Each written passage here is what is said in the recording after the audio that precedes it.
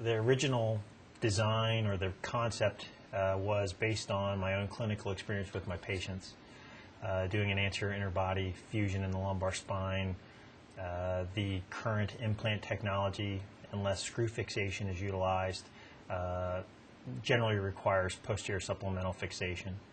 I was always a bit concerned about the potential for an expulsion of the implants that I would put in, using good surgical technique. That is not a big risk, but still it's there. So the concept of being able to do something in a way to provide better fixation to the implant in a way that was minimally invasive, simple, and had very little long-term risk to the patient was kind of the idea.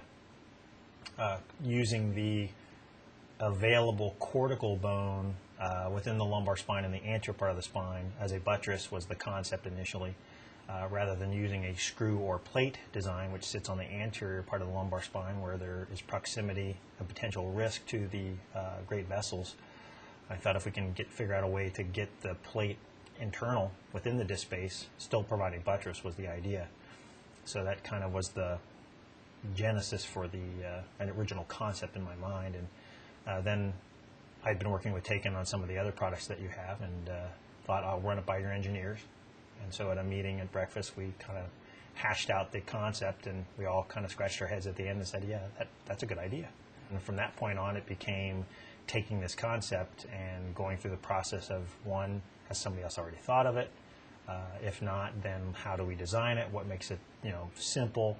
What makes it work? How do we design the tools around it? And from that came today doing the first cadaver implantation of essentially the almost finished product.